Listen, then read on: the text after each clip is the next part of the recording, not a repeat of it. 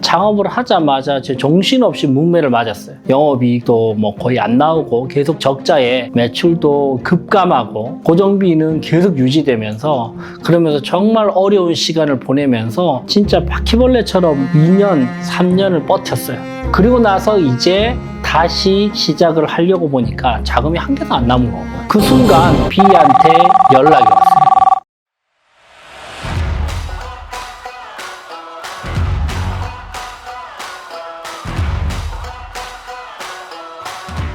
안녕하세요. 협상 전문가 류지연 변호사입니다. 오늘은 빌려준 거냐 아니면 이거 투자한 거냐 이것과 관련돼서 어떤 기준으로 우리가 이거는 빌려준 거고 이거는 투자한 것이고를 판단할 수 있는지 이 7가지의 기준을 한번 정리를 해서 말씀을 드려보겠습니다. 최근에 이런 사례가 있었습니다. 코로나 전에 A라는 사람이 창업을 했어요. 그리고 이 사람은 창업 경력도 있고 창업을 해서 잘 될 것 같았던 사람이에요. 그래서 B라는 사람이 이제 가까이 와서 접근을 합니다. 그러면서 이렇게 이야기해요.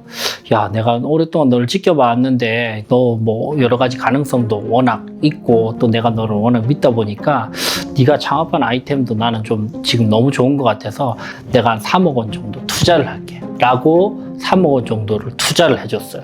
그리고 나서 창업을 했죠. 그리고 나서 6개월 만에 코로나가 들이닥칩니다. 이 코로나의 직격탄을 맞는 섹터라서 창업을 하자마자 제 정신없이 문매를 맞았어요. 영업이익도 뭐 거의 안 나오고 계속 적자에 매출도 급감하고 고정비는 계속 유지되면서 그러면서 정말 어려운 시간을 보내면서 진짜 바퀴벌레처럼 2년, 3년을 버텼어요.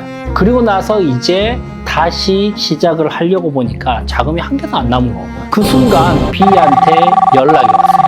B는 평소에 별로 관심도 없었어요. 근데 B한테 A는 미안한 마음을 가지고 있었죠. 나를 믿어주고 투자를 해줬고 지난 2년 동안에 내가 보여준 건 없기 때문에 내가 멋지게 제기를 해서 B에게 그래도 내 고마운 마음을 어떤 방식으로든 갚아야 되겠다라고 생각을 하고 고마운 마음을 가지고 있는데 B한테 연락이 와서 B가 대뜸 이래요. 3년 전에 내가 너한테 3억 원 빌려줬지. 그거 이번 달까지 좀 갚아라 라고 이야기하는 거예요. A는 완전 멘붕이 왔습니다. 뭐지? 무슨 소리지? 빌려줬다고? 너 투자한 거 아니었어? 그랬더니 뭔 투자냐? 우리 투자 계약서 썼어? 응. 내가 주주야? 너가 나한테 주주 명부를 준 적이 있어? 라고 이제 바짝 뛰는 거예요. 그러고 보니까 투자 계약서를 쓴 적도 없어요. 그렇다고 차용증을 쓴 적도 없어요. 근데 뭐 예를 들면 주주면 뭐 배당 가능 이익이 생기면 배당이라도 해주고 할 텐데 지난 2년 동안에는 그런 배당이나 이런 것들을 신경 쓸 정도의 상황도 아니었고 그냥 이제 투자자가 제대로 투자금을 회수하지 못하는 상황에서 미안함만 가지고 있었는데 B는 투자를 했다라는 말을 싹 빼고 그냥 돈 3억 원을 갚으라고 이야기하는 겁니다. 이런 상황들이 여러분들 생각보다 굉장히 빈번하게 발생합니다. 그래서 오늘 여러분들과 함께 이게 과연 3억 원을 차용해 준 건 거냐, 빌려준 건 거냐, 아니면 3억 원을 투자를 해준 거냐를 어떤 방식으로 우리가 어떤 기준을 가지고 판단을 할 수 있는지를 한번 알아보려고 합니다. 이 판단을 하기 전에 빌려준 거랑 투자했을 때 결국 A의 입장에서는 어떤 차이가 있게 되죠? 예를 들면 만약에 B의 3억 원이 빌려준 거라고 평가받게 되면 법률적으로 그럼 어떻게 되죠? 무조건 갚아야 됩니다. 빌려준 돈은 무조건 그 원금과 약정된 이자를 갚아줘야 돼요. 사업이 잘 되든 못 되든 상관없이 무조건 그 돈을 갚아야 됩니다. 그죠? 근데 투자한 것이다라고 되면 어떻게 되죠? 3억 원을 갚지 않아도 돼요. 그렇죠? 다만 투자했을 때의 장점은 뭐죠? 리스크는 돈을 못 받을 수도 있다는 리스크가 있지만 투자를 했을 때 장점은 이 주식의 가치가 증대했을 때 이 주식을 팔므로써 양도 차익을 얻을 수 있고 그리고 이익이 차곡차곡 생겼을 때는 이자가 아닌 배당금을 요청할 수도 있습니다. 그죠? 그래서 이게 빌려준 거라면 은행에서 돈 빌렸듯이 무조건 갚아야 되는 돈이 되는 건 거고 이게 투자를 한 것이라면 갚아야 될 상환 의무는 없어요. 다만 주식을 줘야 되고 그 다음에 주주로서 의결권을 행사할 수 있고 또 배당 가능 이익이 발생했을 때 배당금을 지급해주고 이런 여러 가지 주주로서의 권리와 의무가 생기게 되는 건 거죠. 그리고 회계적으로도 또 나뉩니다. 여러분들 생각을 해보시면 빌려준 거라면 이거는 부채가 늘어나는 건 거예요. 그 당시에 재무제표를 한번 봤을 때 이게 부채냐 아니면 이게 만약 투자를 한 것이면 돈이 들어온 거기 때문에 자산이 될 수 있습니다. 그죠? 이런 것들도 중요한 포인트가 될 수 있습니다.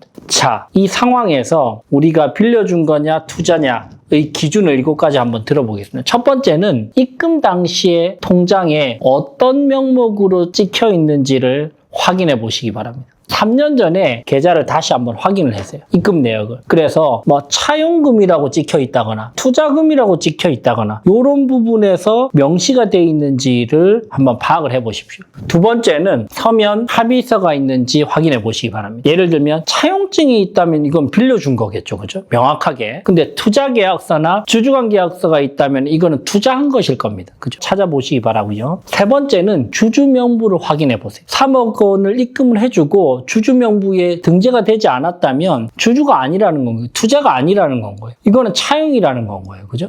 근데 주주 명부에 등록이 돼 있어요. 3년 안에. 이거는 투자자로 인정받게 됩니다. 네 번째는 재무제표상에 이게 부채로 잡혀 있는지 자본으로 잡혀 있는지, 자본으로 잡혀 있다면 유상증자가 됐다면 주식 발행 초과금, 주발초라고 하죠. 이 잡혀 있는지를 판단해 보시기 바랍니다. 다섯 번째는 등기부 등본을 떼보세요. 그래서 3억 원을 입금해 준 시점으로부터 9개월 이내에 유상증자를 통해서 주식수가 변동이 있었다면 이건 투자일 거고요. 유상증자 내역이 없다면 이거는 투자로 보기는 쉽지 않을 겁니다. 여섯 번째는 이메일이나 카톡 내용을 한번 살펴보십시오. 그래서 내가 투자금으로 입금했다라는 말이 명시적으로 표현되어 있는지 아니면 내가 빌려준 돈이다 라고 표현되어 있는지를 파악을 해보시면서 증거자료를 살펴보시기 바랍니다. 7번째는 이 돈을 입금받은 다음에 이자를 지급한 적이 있는지 아니면 배당금을 지급한 적이 있는지를 살펴보시기 바랍니다. 이 상황에서는 배당 가능한 이익이 없는 힘든 상황이었기 때문에 배당은 없을 것이라고 판단되는데 연말에 예를 들면 이자 지급했던 그런 내역이 있다면 이거는 투자라고 이야기하기는 힘들어요. 이거는 빌린 것이라고 보입니다. 그죠? 그러면 3억 원을 우리가 아무리 힘들어도 갚아줘야 되는 거예요. 이런 여러분들 상황들이 의외로 동업 관계에서 굉장히 빈번하게 발생하고요. 이게 여러분들께서 투자계약서나 차용증이나 주주관계약서 이런 서면을 제대로 안 남기시고 돈을 입금받고 입금해주는 경우들이 많아서 헷갈릴 때가 있는데 오늘 정리해드린 7가지의 카테고리 기준에 따라서 이게 과연 차용증인가 아니면 이게 과연 빌려준 건가 아니면 이게 투자인가를 판단해 보시기 바랍니다. 차용으로 판단됩니다. 여러 가지 정황을 쭉 보셨을 때. 그러면 상대방은 빌려준 대여금 3억 원을 갚아라 라고 하는 대여금 지급 소송을 민사적으로 청구할 수 있습니다. 그러면 빼도 박도 못하게 갚아줘야 되는 건 거죠. 그죠? 근데 만약에 이게 대여금이 아니다, 차용된 금원이 아니다, 이게 투자된 것이다라고 하면 대여금 지급 소송을 우리가 민사적으로 걸기는 쉽지 않고요. 그럴 때는 운명 공동체가 되는 건 거예요. 사업이 힘들어졌고 아쉽지만 사업이 제대로 안 돼서 우리는 어쩔 수 없이 투자금을 회수해 줄 수는 없을 것 같다라고 되는 건 거죠. 그죠? 그래서 결과값은 커다란 차이가 있기 때문에 여러분들 잘 한번 판단해 보시고 여러분들 상황에 대입해 보시기 바랍니다. 자, 지금까지 협상 전문가 류재현 변호사였습니다.